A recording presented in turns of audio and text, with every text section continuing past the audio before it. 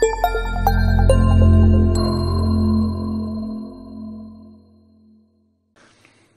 it's Mike Hambright with FlipNerd.com. Welcome back for another exciting expert interview where I interview awesome guests in the real estate investing industry to help you learn and hopefully inspire you a little bit. Just another reminder of our upcoming REI Power Summit. It's going to be a large online virtual event, 100% virtual. You can watch it from anywhere. We have over 50 great speakers that are joining us so far, a number of workshops. It's just going to be an outstanding event, and you actually get access to it for 12 months afterwards. So if you miss anything, you can watch it later. So check it out, reipowersummit.com. For today's show, I'm joined by Danny Johnson. He's a real estate investor. He's a coach, founder of FlippingJunkie.com, which is his blog and newly launched podcast. And Danny has a lot of experience having bought hundreds of houses.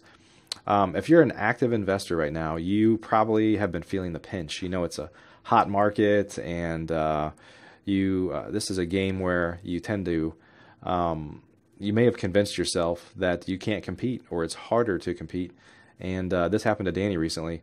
What you may have done is basically made yourself your biggest competitor. You're competing with yourself for success, or it's a mental game where you think that the cheese is kind of moved, and in fact it's still there. You just have convinced yourself that it's not possible to do what you did in the past. So maybe your lack of success is your own doing, and I think Danny felt that recently himself. He wanted to share his lessons today about how you should just stay focused on your fundamentals, and you can achieve all the success you want.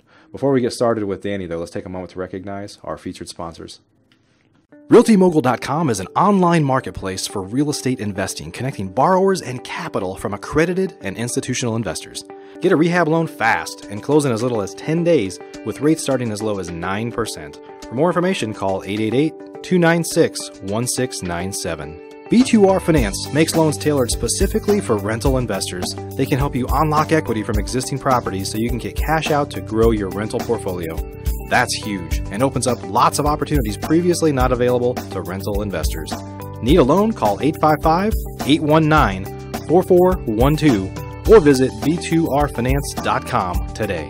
AceBusinessFunding.com can help you get up to $150,000 in revolving credit lines to fund your business with rates as low as 0% for the first 12 to 18 months. Use the funds for startup costs, marketing, inventory, or almost anything your business needs. If you can't get funding, you don't pay a dime. Get funds for your business today at AceBusinessFunding.com. We'd also like to thank Specialized IRA Services, National Real Estate Insurance Group, and VirtualStaffNow.com. Please note, the views and opinions expressed by the individuals in this program do not necessarily reflect those of FlipNerd.com or any of its partners, advertisers, or affiliates. Please consult professionals before making any investment or tax decisions, as real estate investing can be risky. Hey, Danny, welcome to the show. Hey, Mike, thanks for having me on. Yeah. Glad to meet you. And also, this is a funny topic because I think a lot of people, even successful real estate investors, people that, let's just say, I don't know what success is a different story is a different kind of metric for everybody. But there's some people that can do really, really well buying, 2, 3, 4, 5 houses a month. But as you know, you still, even when you're doing that, you still go weeks without buying anything, and then you buy like 3 at once. And I mean, it's a business that can really screw your mind up if you let it, right? Right. It's kind of an emotional roller coaster. Yeah. So, and I think it kind of goes back into where we are constantly learning, right? So you've always got to be learning, staying on top of what's happening in the market and in the business and everything. And we tend to forget things that we had learned before, because we're so focused on other things and learning and moving on to other things.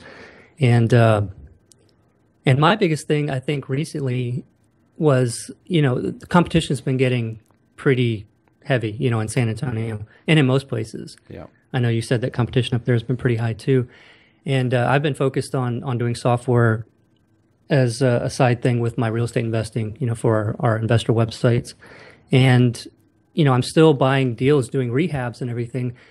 And I got into thinking, and I don't know why it didn't just click immediately, but I got into thinking there's so much competition right now.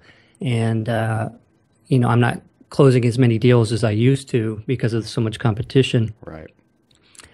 And I don't know when it clicked, but several months went by and I was training an acquisitions person to buy some houses, and so I got to thinking maybe the issue was there, and wasn't too sure what the problem was, and so I'm trying to figure it out. And it just clicked one day, talking to my father. He's also a real estate investor. And it was, that I needed to just get my mind back into buying, and so, we wear a bunch of different hats as real estate investors.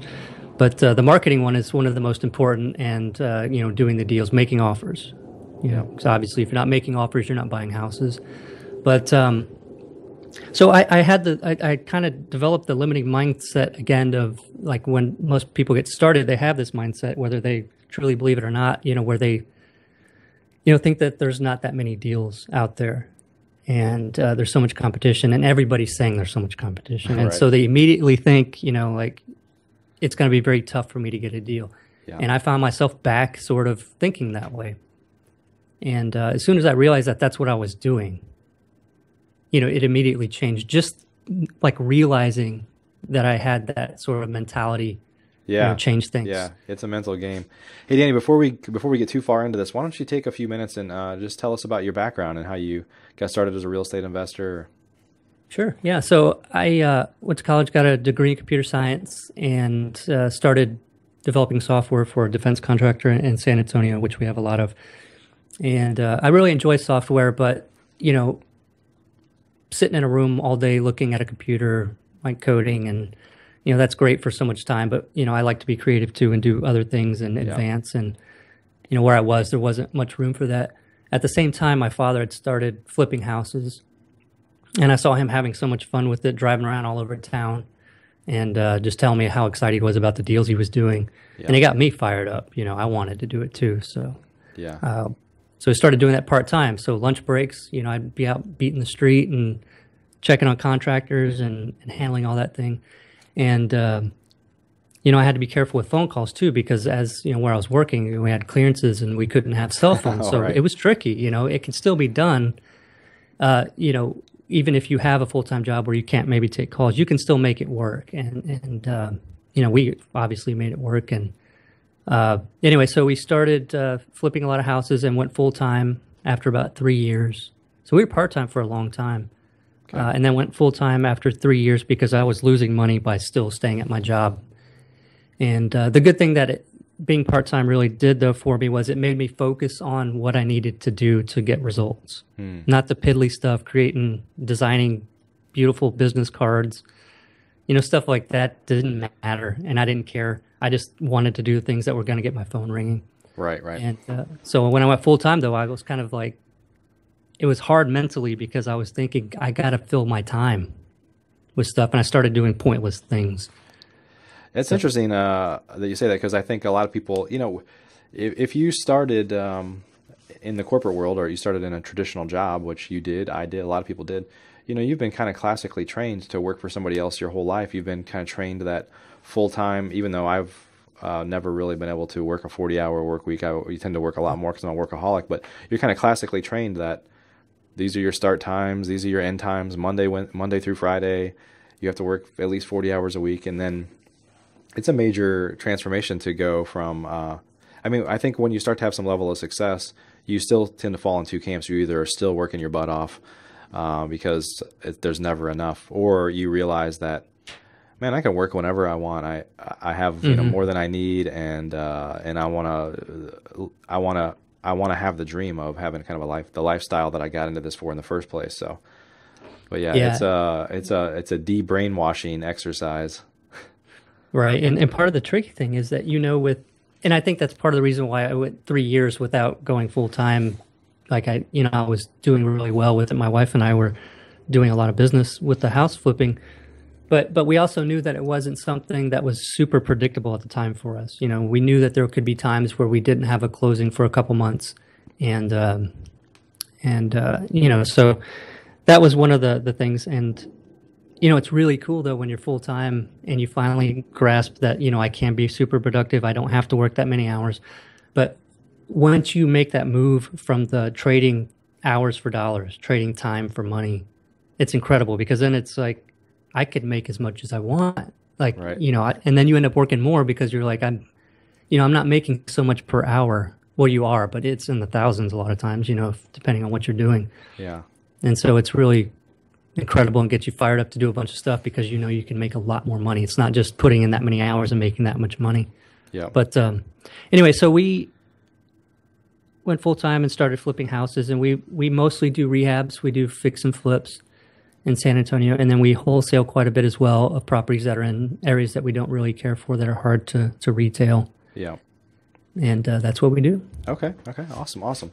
So on this, back to the kind of the psychology that this market can play with you, even in a good market, there's so many ups and downs in this business, emotionally, financially, right? It can really kind of tug at your mind in terms of introducing lots of doubt, and or if you're an overly creative person, like sounds like you are and I am, you start to say, well, maybe I need to do something different. Maybe I need to create something that's kind of a peripheral around, the real estate investing space or whatever. But so talk a little bit about, some of your findings recently of you kind of discovered that, you would convince yourself that competition was your problem. Keep going on that. Right. So, yeah, I thought it was the problem. So I was thinking, I need to get more creative. I need to do these other things. I need to try to change this around and do this and this other thing I heard about. Yeah. And one side note, though, that's very important to me and to everybody that I kind of talk to about learning how to flip houses is I need to buy deep. Like I want to buy houses cheap. It's as simple as that. Everything boils down to that. I don't like to do creative strategies. I don't like to do things where, I'll put a $500 in my pocket now and make so much later because everything has to fall in place exactly like I was told it would. Right. But, when you get people involved in everything, it never does. So I don't like that kind of thing. I want several options. If I buy it really cheap, I've got several options. I can wholesale, I can fix it and flip it, I can rent it out, I can do whatever I want. Yeah. So everything just boils down to that. But anyway, I was thinking, try different tactics. Do a lot more. Spend a lot more time trying to find good lists that maybe other people aren't marketing to, and doing those kind of things, and spend a lot of money doing that. And what it boiled down to though was I was actually still getting great leads through my website, but I wasn't closing on many of them. And but as soon as I realized that I was thinking negatively about how the competition was and thinking maybe there was competition that was getting the deals, right, and that's why I wasn't. As soon as that clicked for me, I didn't really do anything different. It just changed for me. Like all of a sudden started getting the same leads I was getting before, the same frequency through my website, but they were better leads. And so, I set myself up to attract those better deals. Yeah. It sounds kind of hokey to some people, but I did. I said, hey, maybe it's not competition. Maybe there's still a ton of deals. I know there's still a ton of deals out there. I need to just get them. Right. And then I got the great leads. And I wish I could give you hard facts, actionable items. Do this, this, and this, and that'll change for you. But honestly, it's in the mind. Absolutely. Like you believe you're going to get a great lead that's going to be a great deal. And you keep at getting marketing, get your number out there and stuff, and you're going to get one. Yeah, if you start to convince yourself that, because it's already, I don't know what your conversion statistics are, but across the industry, for people that are professional investors, if you're not doing creative stuff or finding ways to do a bunch of really thin deals or whatever, which I don't really advise, but conversions are around 5% typically. So, by definition, you're not going to get most of the houses you look at. And then if you start to pile on the idea or the thought that, well, it's more competitive now, so I'm going to convert even less, and you're on your way to an appointment and you're thinking, I'm probably not even going to get this one, or all that stuff has a major impact. It even has a major impact on how you communicate with the seller, and that kind of shines through, right? I mean, if you go in there and you're not confident, then there's just a good chance that you won't get it because they don't want to work with you, right?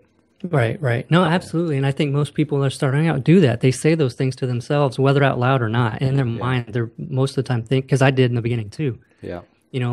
Things were different when my mentor was first started buying, and that's why he was able to. Now it's different. Don't ever think that stuff because things are still the same. It really is. And, one of the things I think that spurred me a little bit to switch my mind back was, I think it was my father. I was talking with him about the competition, and he said, you know what, just go out and buy a deal. I bet if you put your mind to it, even just spent one day of this week going out and making offers and stuff, you'll have one by next week. Yeah. And sure enough, I had two. Yeah. When I called them, I got one the next week after that too. So super exciting. But, and one thing I said that I wish I could give some actionable advice, like do this, that, or the other thing. And I actually can, because I think that if I really look at, what I changed, and because you brought it to my attention when you said when you're on your way to the thing and it affects, on your way to the appointment, and saying those limiting beliefs will affect how you communicate to the seller. I think that there was a switch at that point again for me, where I went to the sellers, and it started with knowing that as soon as I got a lead, I was on the phone with them making an appointment, whether it was a deal or not. I was making that appointment, preventing them from likely contacting other investors. So immediately that's going to cut out some of my competition. Right. Always make that appointment as soon as you talk to them, and talk to them as soon as you can. So if you get a lead through your website, you have to be on the phone with them immediately, or emailing or texting them or whatever. But, and so at that point then, on my way, I was thinking, okay, this is the one I'm getting. This is the house I'm buying. I'm going to buy this house. Yeah. And back to the setting the appointment, you might be asking yourself, well, what if it's not a deal? I set an appointment and I'm going. If you're new in this business, you need the experience anyway. So whether it's a deal or not, go and meet the seller, talk to them. You don't have to make an offer, but get the experience. And but once you get some more experience, you realize after you talk to them, set the appointment, and you do some analysis, and you say, there's no way I could buy this house. Then you just politely call them and tell them you didn't want to waste their time. You've done some research. You need to cancel the appointment. Or recommend them to another investor if you know some others that might be willing to pay more than you or something. But so anyway, then heading over to the properties thinking, okay, this is a deal I'm putting under contract, and I make the offer. And you're right. I think when you look at it that way, you make the offer and you're more confident, and the sellers sense that. They see, okay, this guy's making the offer and he's not going to be negotiating up a ton with me or anything. Like he can do this and he's going to buy this house. And I don't know, it just ends up working and they sell you the house. Yeah. Yeah. What are your thoughts on the way to an appointment, listening to the Eye of the Tiger? That's a good idea. And wear some sweats too, Yeah. You get out and start doing the run up the stairs to the house, But, Yeah. But no, there's a lot of truth to kind of having a process where you kind of get yourself pumped up and excited to be there. And, more than anything, what I've always advised people is, be less focused on doing the deal than I'm here to help somebody. Mm-hmm. I'm gonna solve somebody's problem today. And if you're really focused on that person and their problem and trying to be a problem solver instead of, how this might be a waste of your time. Yeah. It's just a different attitude. And I know that's a lot of people don't look at it that way, but I don't know if you have the same belief, but I think that's a big part of it, is just trying to truly help others, because if they know that you're helpful, and then they'll probably be more willing to negotiate or those things than they would if you're clearly just there for yourself. Mm-hmm. No, I think that goes a long way. And it's funny you said don't be there feeling like it's a waste of your time. It's funny that you say that, because other investors say, like, I would never feel like being at someone's house ready to make an offer would be a waste of time. But when you get busy doing a lot of deals and making a lot of offers, sometimes it becomes just the sort of thing to mark off your to-do list, and you never want it to just be something to do to mark off your to-do list. Right.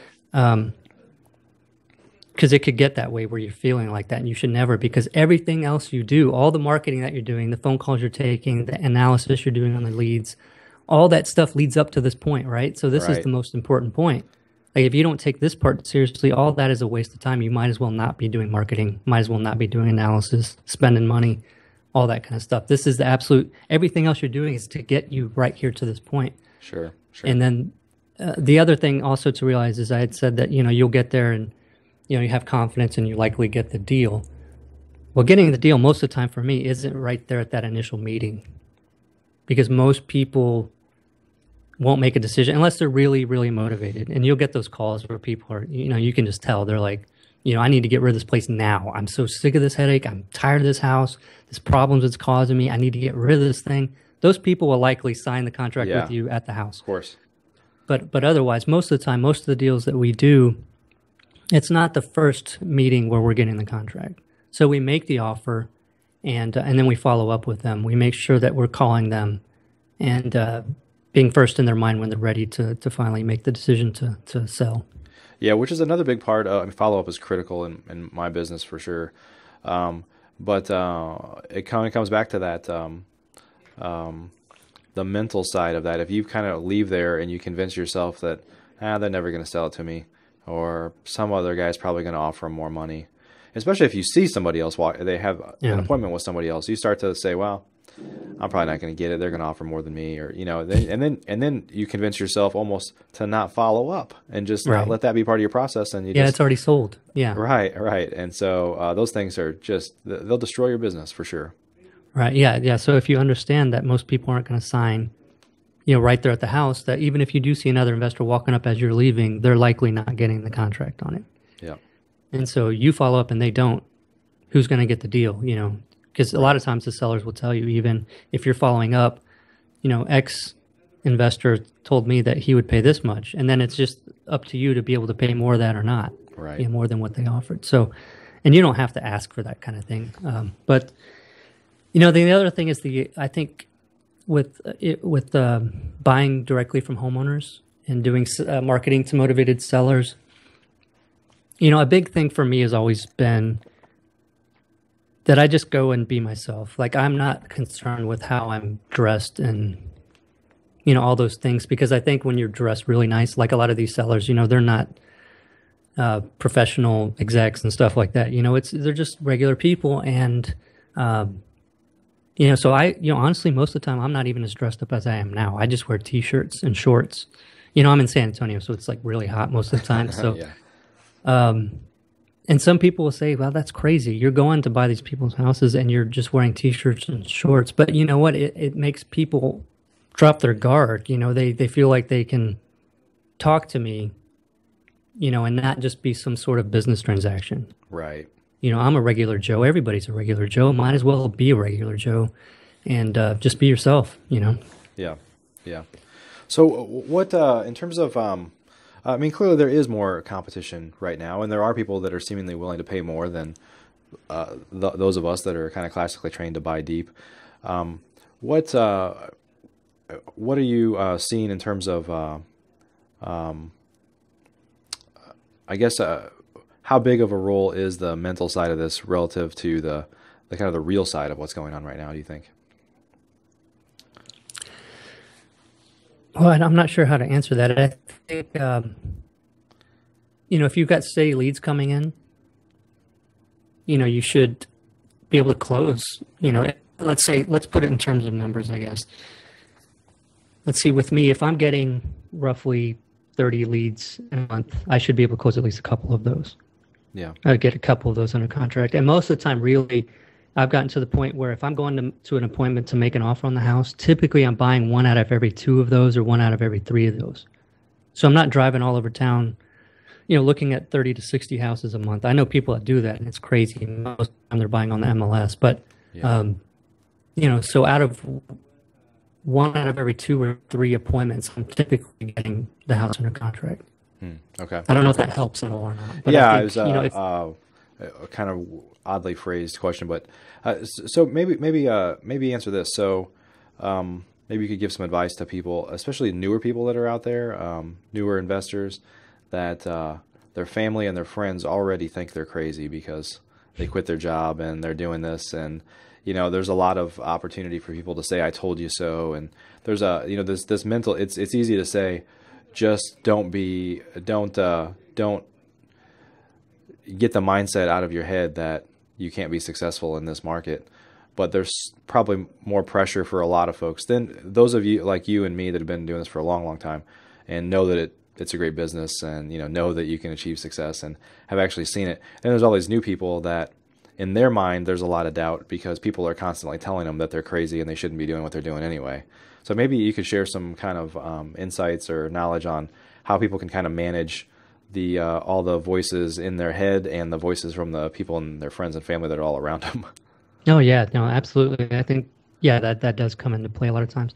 And I think the best way to do that, to deal with that, is to realize that most of the people that you're hearing from on these podcasts, on blogs, websites, forums, all that kind of stuff, the people that seem like they're doing quite a bit in the business, realize they didn't do that overnight. Right. They didn't do that in 1 month. They didn't do that in 2 months. Most of the time it's, I don't know what 4 to 6 months before we got our first deal. It's a lot of work Yeah.